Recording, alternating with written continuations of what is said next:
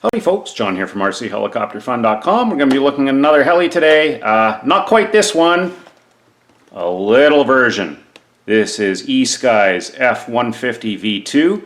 This is based on their 150 V2, which I just did a review and unboxing on. I'll link to that below in the description if you're not too familiar with this helicopter. This version uses the exact same mechanics and electronics. They've just put a Bell 222 fuselage over top of it, and it's in the Airwolf inspired black and white paint scheme.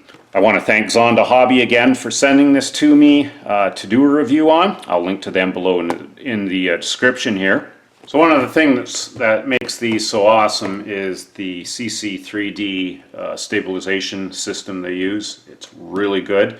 Basically makes these things almost as stable as a coaxial. So let's open up the box and see what we get in this thing.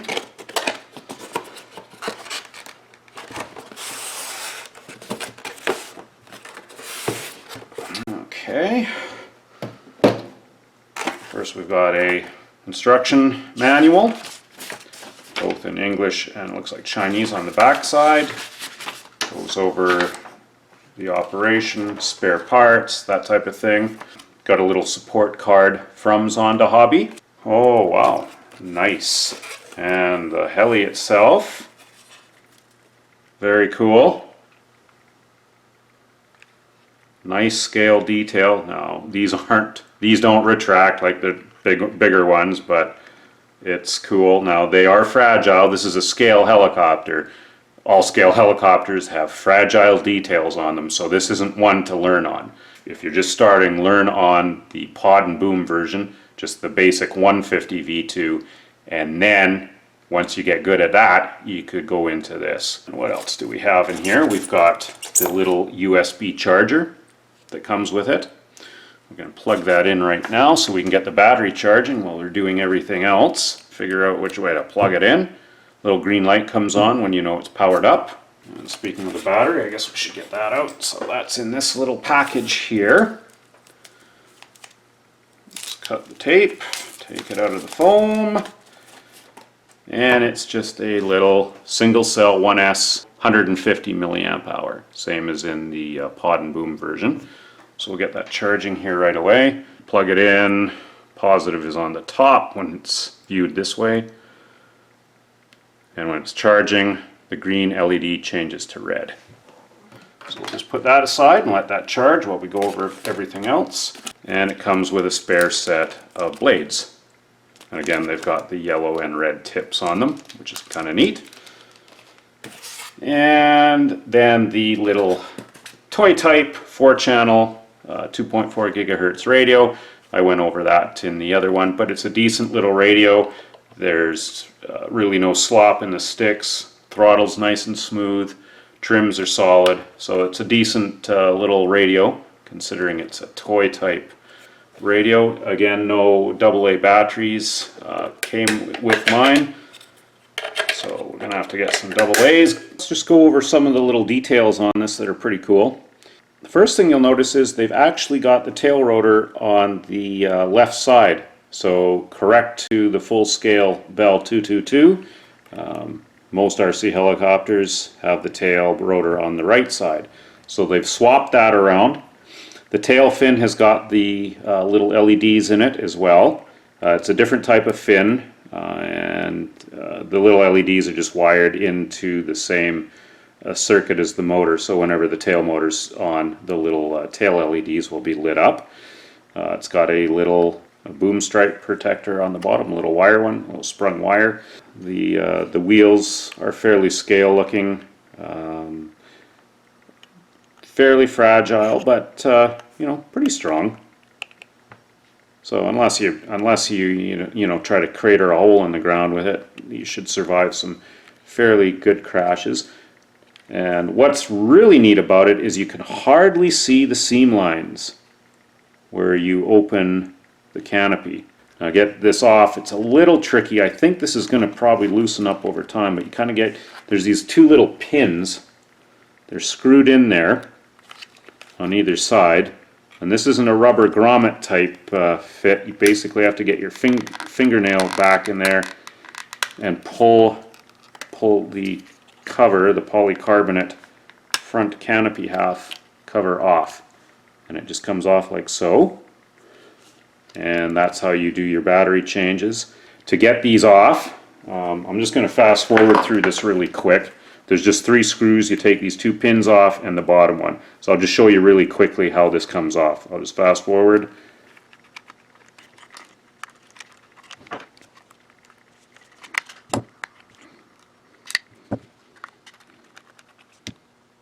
Okay, and that's all there is to that. And then this whole assembly just pulls out from the fuselage. Okay. Hold that still. Now the fuselage, there's still a wire going down to the tail boom. This doesn't have a carbon rod tail boom, it's just got the wires going down. And then the tail fin is screwed in. 2 little tiny screws on the tail fin, so you'd have to pop that off and then you can get the motor out. Our little LiPo's finished charging. The LED has changed from red back to green. Now I've just got to put some AA's into our transmitter here, or radio if you want to call it that. It takes 4 of them. Okay, now to turn the transmitter on, you just hold the power on button on till it beeps. There's a little blue indicator that comes on when it's turned on. Now this thing's supposed to be bound from the factory, meaning the receiver in it recognizes the unique code from the radio, so they can both talk and listen to each other. And we're just going to plug the battery in here. And there you go, the green LED is on, meaning that it's communicating properly with the radio. If you turn the radio power off, see the green LED goes off, it's no longer communicating with the radio. If you did have to bind this, it's exactly the same as the other version. Here, we'll just turn the radio off again.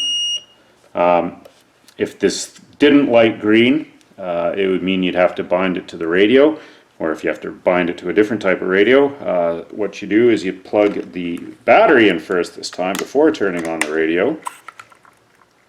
And you watch for that green LED. It should flash really fast when it's in bind mode. There we go. So it's in bind mode now. To put the radio in bind mode, you have to hold the rudder trim over to the right, and you hold the power button in, and you keep holding them both until the green LED comes on solid. Then just let go of both. So it's as simple as that to bind, very easy. Now, I may not be the brightest bulb, but I thought these were going to be Velcro pads like every other LiPo. You stick them on with Velcro so you can easily pull them off to change the battery. This is actually double-sided tape. And in our little bag of goodies here, this is also double-sided tape. No Velcro. What is up with this? I got a feeling that the reason they've done that is because there's just no room in here. Well, let's fit the canopy cover top back on, and sure enough, that thing is crammed right to the top of the the nose, that battery. There'd be no room for Velcro, because Velcro adds, you get 2 pieces of Velcro on there, that's half the thickness of the battery, and it wouldn't fit. One thing I didn't mention on the V170 review, there's a little bit of deadband around center stick here. You can move it a bit and you won't get any movement from the servos. So it's like having a lot of positive exponential dialed in. Not a deal breaker, but I just thought I'd point that out. It's kind of interesting. One other thing I should mention before we go flying this thing is this thing won't spool up like you're probably used to with most helicopters. You actually have to arm the ESC, kind of like in a quadcopter, and the procedure for arming it on this is to hold the rudder stick over for 3 seconds. This little blue light will flash really fast, then it'll go back to a slow flash, and then you can know you can spool it up. Time to spool this little beastie up. holding in our right stick to arm the ESC.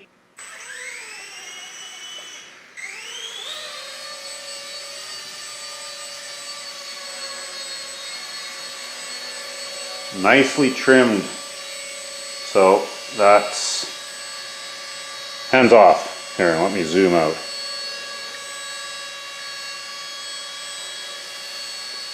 That's amazing.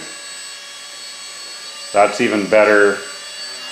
That's better than the pod and boom version. Probably because there's more weight. It's still nice and reactive. Let's bring it closer to the camera here. Now, one thing you'll notice with the little Wolf here, it's got quite a bit of left lean, because we've got a lot of tail thrust coming out to the right, so we've got right tail rotor translating tendencies, so the heli has to lean to the left to stay in hover equilibrium. And it's reactive. It seems a little more so actually than the pod and boom version. Let's just fly this around. I'm going to go wide here.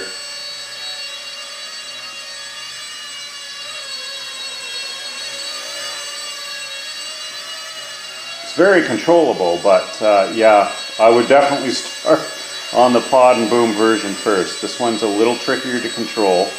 So as far as yaw rate, this was with tame down mode, or dual rates on, both directions. Take dual rates off. There's the yaw rate. Now it drifts a bit. That's not too bad. But when going really slow, I'm just going to bring it back here. When going slow,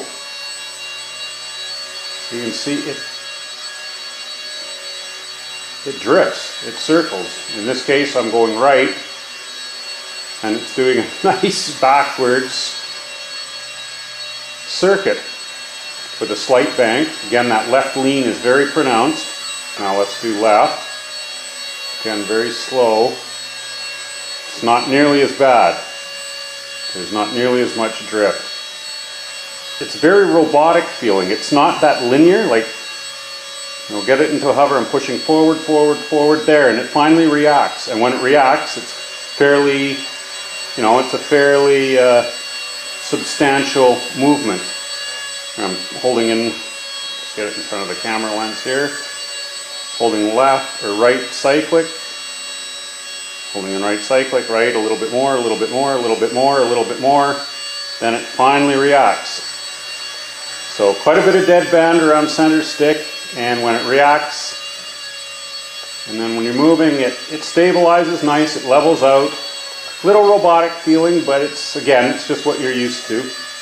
I'd like to pair this with a computerized radio, really fine-tune the feel for how I would like it to fly.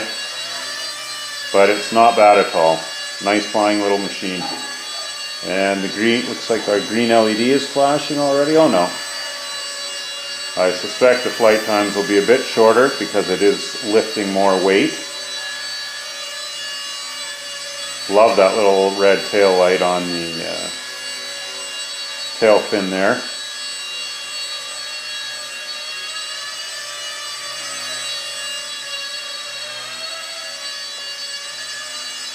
Let's just take off. Let's just turn off the dual rate.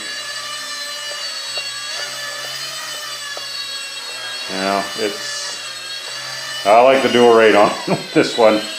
I think most people will. Maybe for flying outdoors in a bit of a breeze, but inside it's plenty responsive enough.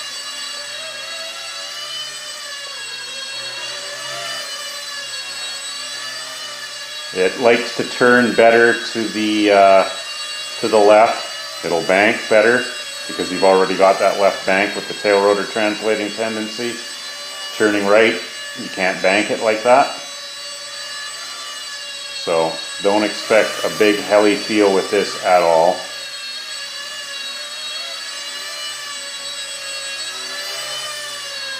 And our green light is flashing, so I guess we better set her down. Let's wrap this up real quick. First, on that battery, couple of thoughts. First, it does come off of that double-sided tape pretty easy, especially when it's a little bit warm after a flight. So I don't know if this is some kind of reusable double-sided tape, and maybe it's good for, 20, 30 battery changes before it starts losing its stick, and then you just fire another one on. However, another way you could use Velcro if you wanted, I thought about this a little bit more, you could just put a little piece on the top of the battery and the top half of the tray, so the battery would be sitting slightly higher at the back here, but it would be angled down even more at the front for better nose clearance. And it doesn't have to be held in there super tight. When the canopy's on, the canopy's actually holding it from moving around, so that would be another way to do it if you wanted to use Velcro. As far as the canopy is concerned, I noticed these holes. What I did is I got a little very fine tiny file, and I didn't really remove any hole material. I just cleaned it up, and that made it slide on and off of these little pin pegs a lot easier when you're taking it on and off. Also, when you're putting it on, there's a little notch here in the bottom. Make sure you get that over the nose wheel.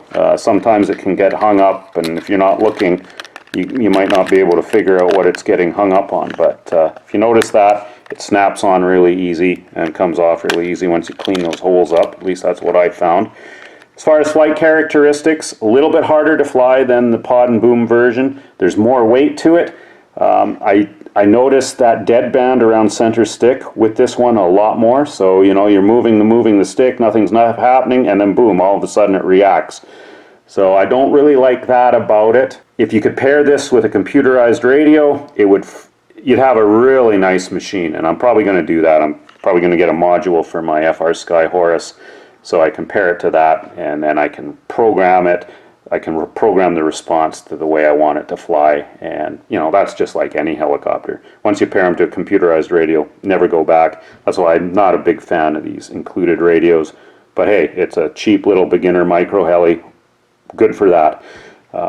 Wouldn't recommend starting on this. A little fragile. Still pretty strong though, so if you've had some experience flying something before, you could probably go on to this right off the bat, but if not, I would recommend starting on the pod and boom version, just the normal 150 V2. So all in all, really like the F150 V2. If you're in the market for a little micro scale heli for flying indoors when you can't fly your big one outdoors because of weather, this is certainly something to think about. Short flight times are kind of a drag, but of course you're lifting more weight, so that makes sense. I just want to thank Zonda Hobby again for sending it to me to do the review on. I'll link to them below in the description here. And that's about it.